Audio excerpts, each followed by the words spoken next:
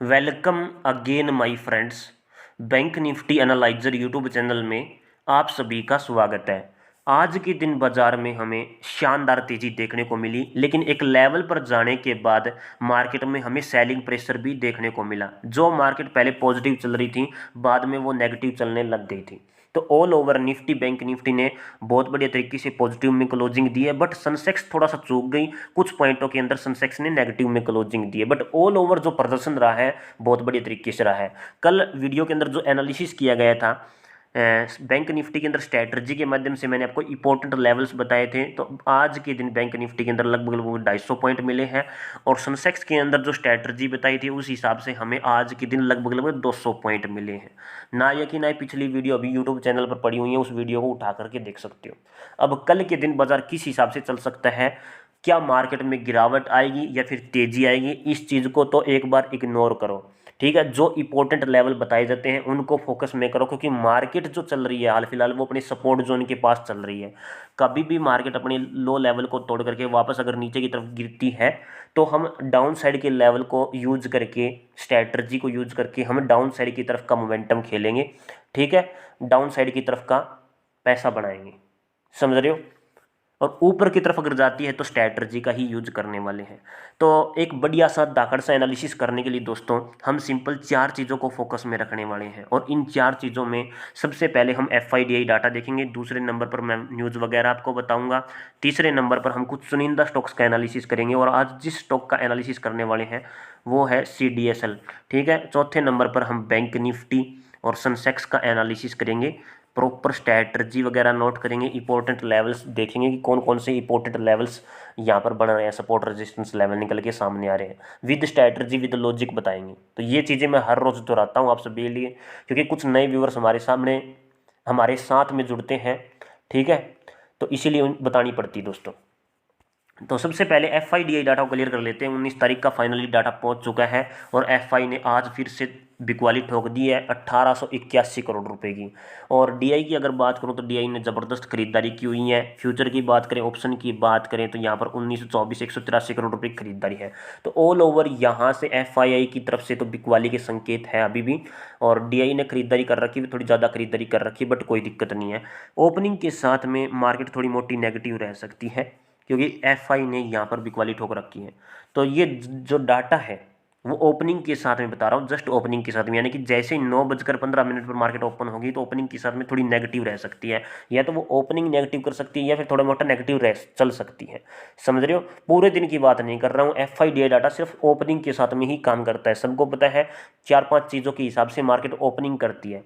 एक तो FIDI data देखती है, दूसरा ओवरनाइट पोजीशन लेकर जाने वाले न्यूज़ क्या आ रही है, और इसके अलावा और भी बहुत सारी चीज़ें मार्केट के अंदर काम करती है, जैसे गिफ्ट निफ्टी कहाँ पर ओपन हो रही है, US मार्केट कहाँ पर क्लोजिंग हुई है।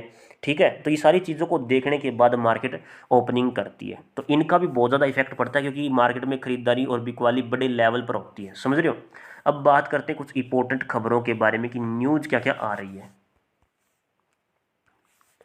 तो दोस्तों ये अपना टेलीग्राम चैनल है जिसका नाम है बैंक निफ्टी एनालाइजर। यहाँ पर मैं न्यूज़ वगैरह अपडेट करता रहता हूँ, कुछ इंपॉर्टेंट चीज़ें भी यहीं बताता हूँ। आज की ताज़ा खबर स्टॉक मार्केट टुडे न्यूज़। तो global economical data, US FOMC meeting minutes will declare today. आज रात को 12:30 बजे के आसपास, यानी कि कल सुबह मान सकते हो, क्योंकि AM लिखा हुआ है। ठीक है, तो इंडियन टाइम के अनुसार 12:30 बजे रात को US की तरफ से FOMC की मीटिंग के मिनट्स जारी होंगे। तो ये चीज़ें मार्केट पर बहुत ज़्यादा इफेक्ट डालती हैं। इसमें बिटकॉइन पर भी इफेक्ट देखने को मिलेगा, US की मार्केट पर भी इफेक्ट देखने को मिलेगा, और अपने भारतीय बाजार पर ओपनिंग के साथ में भी इसका इफेक्ट देखने को मिलेगा। ठीक है, तो जैसे ही डाटा आता है मैं आपको क्लियर करके बता दूंगा, या फिर टेलीग्राम पर अपडेट कर दूंगा, या फिर वीडियो के माध्यम से बता दिया जाएगा। ठीक है, और इसके अलावा FI कंटिन्यू सेलिंग कर रहा है, ये बता दिया है। 1881 करोड़ रुपए की अप्रोक्सीमेटली यहाँ पर बिकवाली देखने को मिली है। इंडिया विक्स डिक्रीज हुआ पड़ा है 1.5%। जब ये डिक्रीज होता है तो मार्केट के लिए पॉजिटिव में काम करता है, ऑल ओवर पॉजिटिव में काम करता है। समझ रहे हो, ज़्यादातर काम करता है हर रोज़। ऐसा भी नहीं है कि हर रोज हर बारी ये काम करता है। ठीक है, लेकिन इसकी पॉसिबिलिटी बहुत ज़्यादा है काम करने की, तो इसीलिए मैंने लिखा हुआ है इंडिया विक्स मतलब वॉलीटिलिटी 1.5% डिक्रीज हुई पड़ी है। DI कंटिन्यू खरीदारी कर रहा है। इसके अलावा एक इंपॉर्टेंट खबर और आ रही है, SBI जो है स्टेट बैंक ऑफ इंडिया, इसने फोरकास्टिंग की है कि इंडिया की जीडीपी डाटा इस बार Q3 फाइनेंशियल ईयर 2025 का 6.2% से 6.3% के बीच रह सकता है। ठीक है, ना तो ज़्यादा पॉजिटिव है ना ज़्यादा नेगेटिव है। इसके अलावा ये CDSL का स्टॉक का एनालिसिस करेंगे और ये कुछ अपडेट वगैरह मैंने यहाँ पर डाली हुई है, कुछ इंपॉर्टेंट लेवल्स जो मैंने आप सभी को सपोर्ट रेजिस्टेंस के माध्यम से बताए थे। तो बहुत बढ़िया तरीके से यहाँ पर HDFC बैंक शानदार प्रदर्शन कर रहा है, पिछले 2 दिनों से फेयर वैल्यू गैप से बाहर आ चुका है, आप खुद देख सकते हो। ठीक है, तो ये स्ट्रैटेजी थी, बहुत बढ़िया तरीके से काम करके गई है। अब ये देखो, ये था कोटक बैंक का एनालिसिस। मैंने यहाँ पर एक ट्रेड लाइन लगाई थी, मैंने बोला था कि ये ट्रेड लाइन में अगर इस लेवल की अगर नीचे निकलते तब अगला लेवल ये वाला बैठ रहा है हमारे लिए, वरना तो ऊपर की तरफ 1993 रुपये का मोमेंटम मेरे हिसाब से यहाँ पर बन रहा है। ठीक है, क्योंकि हाल फिलहाल पावर में कौन था, इन्वर्टेड हैमर के साथ में ये पावर में बैठा हुआ है। ठीक है, अब जैसे इसको क्रॉस करेगी दोबारा से तो ऊपर की साइड का मोमेंटम, ऊपर की साइड का हम चेक कर सकते हैं मोमेंटम की अगला लेवल कौन सा रह सकता है। ठीक है, इसका एनालिसिस मैं आज नहीं करूँगा, देखते हैं कल होगा या फिर परसों होगा। अभी ये इसका टारगेट कंप्लीट हो चुका है। ठीक है, तो ये मैंने पहले बताया था, ये देखो ये मैंने इतना बताया था कि ये वाला 1993 का टारगेट था, ये स्क्रीनशॉट मैंने डाले हुए हैं और ये देखो ये कंप्लीट हो गया यहाँ पर। ठीक है, तो ये तो था न्यूज़ वगैरह, हमने FIDI डाटा देख लिया, मैंने आपको न्यूज़ वगैरह बता दी। जो भी दोस्त, जो भी नए व्यूवर्स हैं चैनल को अवश्य सब्सक्राइब करें, साथ में दोस्तों बेल आइकन को जरूर प्रेस करें ताकि आने वाली हर वीडियो का लेटेस्ट नोटिफिकेशन आपको तुरंत पहुंच सके। ओके, अब चलते हैं अपने स्टॉक्स के एनालिसिस पर। तो दोस्तों पहला स्टॉक है अपना CDSL, टाइम फ्रेम 1 डे का सेट कर रखा है मैंने, यहाँ पर आप देख सकते हो। और अभी के समय ये 1208 रुपये के आसपास ट्रैवल कर रहा है। अब देखो कि कैसे खतरनाक एनालिसिस यहाँ पर होता है। हाल फिलहाल अगर स्ट्रक्चर को देखोगे तो यहाँ पर टोटली साइडवेज मोमेंटम में था, उसके बाद तेजी आई, उससे पहले भी थोड़ी तेजी थी। ठीक है, और उसके बाद कंटिन्यू डाउनफॉल। ये क्या है, HCR का पैटर्न ही तो है, इसे बोलते हैं हाफ कटी ड्रॉ की मार्केट ऊपर जाए, साइडवेज हो, फिर ऊपर जाए, फिर कंटिन्यू डाउन फॉलिंग करे। तो पहला टारगेट ये वाला होता है, दूसरा टारगेट ये वाला होता है। तो ऑल ओवर यहाँ पर टारगेट कंप्लीट होता हुआ दिखाई दे रहा है। इसके अलावा आप ये भी मेजरमेंट कर सकते हो कि टोटल जितनी भी ये गिरावट है, ये वाली, ये वाली, ये वाली और ये वाली, इन सबको ऐड ऑन करके यहाँ पर ऐड कर सकते हो और देख सकते हो कि टोटल गिरावट कंप्लीट हो रही है या नहीं हो रही। अब जैसे कि ये सारी गिरावट मैंने पहले ही ऐड ऑन करके देख ली है, जैसे कि मैं आपको दिखा देता हूँ। पहले ये गिरावट मैंने देखी इतनी थी, फिर मैंने ये गिरावट उठा ली। ठीक है, प्रॉपर ये सारी गिरावट मैंने यहीं से उठाई है, सब की सब गिरावट है, लगभग लगभग उतनी गिरावट है ये। ठीक है, तो इन सब को जब मैंने ऐड किया, अब मैं यहाँ पर ऐड करके देखता हूँ। इन सब को हम ऊपर की तरफ लेकर चलते हैं, टोटल सप्लाई को। और ये क्या हो गया। ठीक है, अब इनको ऐड ऑन करते हैं हम, इसको डिलीट करता हूँ मैं एक बार। ये सारी सप्लाई वगैरह है, थोड़ा और ऊपर चलते हैं मेरे भाई। तो यहाँ से ऐड ऑन शुरू करते हैं हम, लगभग लगभग उतना ही मोमेंटम आपको देखने को मिलेगा। तो देख सकते हो आप, ये वाली अलग है। ठीक है, ये वाली अलग है। ये 4 सप्लाई मैंने यहाँ पर ऐड ऑन करी है, यही 4 है वे, 1 2 3 और एक पीछे वाली 4। इन चारों सप्लाई को मैंने ऐड किया है, इन चारों सप्लाई को। और सप्लाई को ऐड करने के बाद मोमेंटम यहीं तक का बैठता है, यानी कि अब यहाँ पर खरीदारी का मौका मुझे दिखाई दे रहा है। ठीक है, अब मैं किसी भी व्यक्ति विशेष को ये नहीं कहूँगा कि कोई बाय करें कोई सेल करें, नहीं, बिल्कुल भी नहीं कहूँगा, क्योंकि मेरा काम जस्ट एनालिसिस करने का है। ठीक है, वी आर नॉट से भी रजिस्टर्ड, इस बात को नोटिस करें। मैं मेरे एनालिसिस के हिसाब से बता रहा हूँ कि यहाँ पर टोटल सप्लाई खत्म हो रही है। अगर थोड़ा मोटा और नीचे की सकता है तो भी कोई दिक्कत नहीं है, यहाँ पर वैसे भी सप्लाई इसकी ख़त्म हो चुकी है। अब अगर ये उठता है तो फिर कहाँ तक का मोमेंटम इसके अंदर आ सकता है। अब टोटल सप्लाई तो यहाँ पर इसकी होती है समाप्त। तो दोनों चीज़ों के हिसाब से मैंने यहाँ पर इसको नोटिस किया हुआ है। अब देखो ये टोटल इसकी सप्लाई थी, देन ये इसकी सप्लाई होती है ख़त्म। तो अगर यहाँ पर अब डिमांड आती है, तेज़ी आती है, तो कितनी तेज़ी हमें यहाँ पर देखने को मिल सकती है। सिंपल है कि मैं जो तेज़ी को यूज करने वाला हूँ वो ये वाली हो सकती है। ठीक है, तो अगर इसको यूज करते हैं हम, तो यहाँ से लेकर के यहाँ तक का मोमेंटम रहने वाला है। तो अगर मैं यहाँ से भी ऐड ऑन करूँ ना, तो ये आप नोटिस कर सकते हो इस स्टॉक के आसपास का मोमेंटम। तो पहले तो ये इसका 50% एरिया पड़ेगा, आप खुद देख लेना। ये इसका 100% एरिया है, मतलब कि ये फाइनल टारगेट यहाँ पर बैठ रहा है इसका। ओके, 1700 रुपये के आसपास का ये इसका मोमेंटम बैठ रहा है। और इसका 50% एरिया फिबोनाची का इस्तेमाल करके आपको देखना पड़ेगा, बट मैं एक बार ऐसे ही टेम्परेरी लगा रहा हूँ। तो अगर टेम्परेरी अगर हम इसको लगा करके देखें तो लगभग लगभग 50% एरिया यहाँ पर बैठ रहा है, समझ रहे हो। तो दिस इज़ द 50% एरिया, फिर 100% एरिया।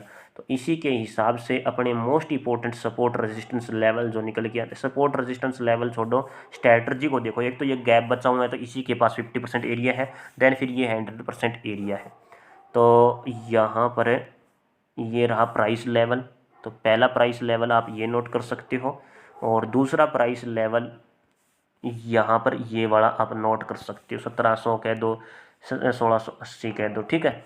ये इनके पास का ही मोमेंटम यहाँ पर देखने को मिल सकता है। अब ये एनालिसिस मैं करके छोड़ रहा हूँ, बाद में फिर इसको हम नोटिस करेंगे जब ये यहाँ पर पहुँच जाएगा, ठीक है। अगर इसके अंदर बिकवाली भी आती है और भी नीचे गिरता है तो ज़्यादा नीचे नहीं जा सकता, मेरा एनालिसिस ये बोलता है, ठीक है। अब ये क्यों बोलता है, क्योंकि टोटल सप्लाई तो मैंने ऐड ऑन कर दी है, समझ रहे हो, सारी की सारी सप्लाई मैंने जोड़ दी है इसके अंदर ही। यहाँ पर अभी एक बार हमें पॉजिटिव कैंडल भी चाहिए, पॉजिटिव ट्रिगर कैंडल होनी चाहिए जो कि मार्केट में हमें पॉजिटिविटी की तरफ इशारा दे, यानी कि अब मार्केट यहाँ से पॉजिटिव होने वाली, कुछ ऐसा मोमेंटम दिखाई दे। जैसे कि नीचे के लेवल पर क्या होता है, हैंगिंग मैन के साथ बुलिश मारू बोजू आ जाए, या फिर मॉर्निंग स्टार पैटर्न कोई आ जाए, या फिर inverted head and shoulder pattern आ जाए, ठीक है, हेड एंड शोल्डर, या फिर कुछ ऐसा पैटर्न हो, ट्रेंगल से पैटर्न आ जाए जिसका पहला मूव एक ऊपर की तरफ हो, तो ये अपसाइड मोमेंटम की तरफ के संकेत होते हैं कि मार्केट यहाँ से अपसाइड मोमेंटम की तरफ भागेगी, समझ रहे हो, inverted head and shoulder pattern. तो यहाँ से पॉजिटिव कैंडल की कैंडल का वेट करें, या फिर अभी आप खुद देख सकते हो दोस्तों, ये आपके हाथ में है, एनालिसिस मैंने कर दिया। बात करते हैं बैंक निफ्टी के बारे में। तो फाइनली बैंक निफ्टी ने शानदार तेजी दिखाई है आज के दिन, बहुत ही बढ़िया तरीके से मोमेंटम दिया है, ठीक है।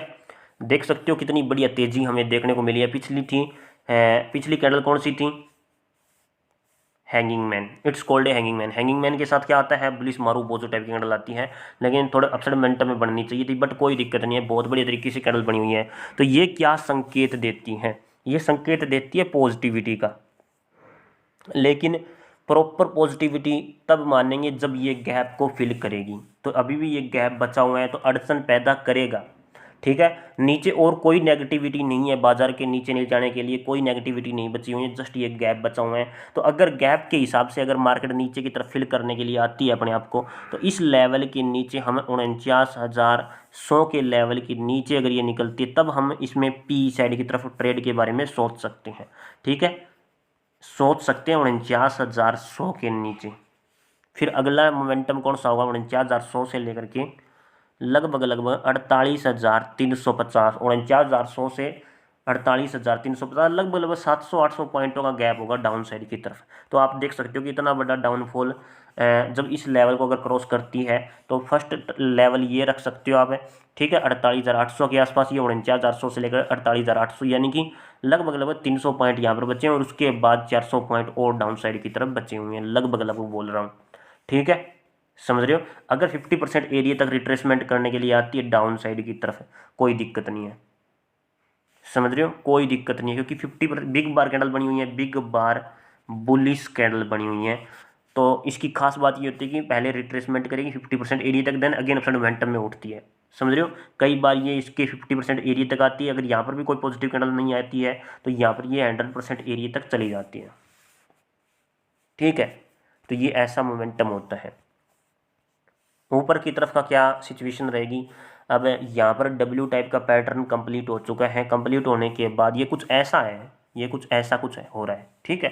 तो डब्ल्यू टाइप का पैटर्न बना, फिर ऐसे करके ऐसे हुआ, अब यहाँ पर देखते हैं रीटेस्टिंग हो रही है, ये मार्केट को पॉजिटिव वे में लेती है, या फिर अभी भी और वापस नीचे की तरफ खिसक सकती है, इस चीज़ को भी हम नोट कर सकते हैं, ठीक है। तो अभी यहाँ से जैसे ही अपने हाई को क्रॉस करेगी, अगर नीचे आने के बाद दोबारा से अपने हाई को क्रॉस करेगी, यानी कि 49,570 के लेवल को अगर क्रॉस करती है, तो यहाँ पर अभी इसके ऊपर का मोमेंटम, यानी कि लगभग लगभग ये कितने पॉइंट का मोमेंटम है, ये है 800 850 पॉइंट का मोमेंटम। तो लगभग लगभग 300 पॉइंट ऊपर की तरफ है हमारे पास। ठीक है, ये जस्ट मैं ऐसे बता रहा हूँ कि कैसे कैसे कौन से लेवल बैठेंगे। 15 मिनट के टाइम फ्रेम में आओ एक बार, 15 मिनट के टाइम फ्रेम में सारा सौदा क्लियर हो जाएगा। अब यहाँ पर मैंने आप सभी को एक बात बोली थी कि ट्रेंगल शेप पैटर्न बन रहा है कुछ ऐसे करके। ठीक है, ये ट्रेंगल शेप पैटर्न हो गया कुछ ऐसे करके। तो पहला मूव फेक नीचे की तरफ, देन अगेन अपसाइड मोमेंटम में, फिर वापस डाउन साइड की तरफ। तो इसने क्या किया, पहला मूव गैप डाउन में ही पहला मूव खा गई है, फिर अपसाइड मोमेंटम में गई, जाना ही था, मुझे पता था कि जाएगी एन टाइप का पैटर्न बनाएगी, फिर गई, इतना ऊपर जाएगी ये मुझे नहीं पता था। ठीक है, और इतने ऊपर जाने का मतलब ये है, सिंपल सा लॉजिक समझो। एक तो पहला लॉजिक तो यही है कि यहाँ पर इसने ये एक फेयर वैल्यू गैप छोड़ा हुआ था, इसको क्रॉस कर दिया, क्रॉस करने के बाद ही हमें 250 पॉइंटों का मोमेंटम देखने को मिला है। अब आप देखो, खुद देखो, जैसे ही लगभग लगभग इस पॉइंट को कनेक्ट किया इसने, हाँ 49,350 के ऊपर निकली है ये, सॉरी ये वाला लेवल है ये, इस लेवल के ऊपर निकलने के बाद 49,350 से सीधा डायरेक्ट 600 के आसपास गई हुई, 630 के आसपास।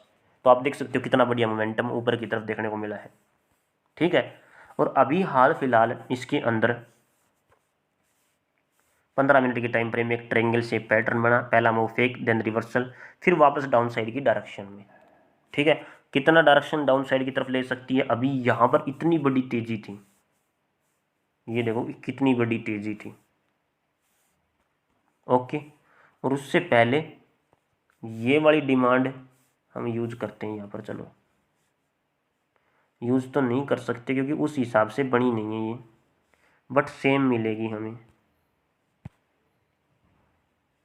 ये इस लेवल से लेकर के इस लेवल तक की डिमांड और इस लेवल से लेकर के इस लेवल तक की डिमांड बिल्कुल सेम मिली है, और उसके बाद देखो गिरावट है।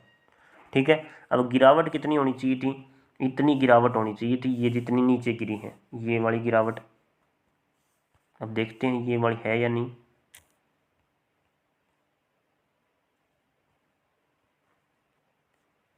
लगभग लगभग इतनी नीचे गिरी है। तो देन मैं इसका यूज करता हूँ, इसका यूज करने के बाद तो लगभग लगभग आप देख सकते हो कि उतनी गिरावट है, थोड़ी मोटी ऊपर नीचे हो जाती है बट कोई दिक्कत नहीं है।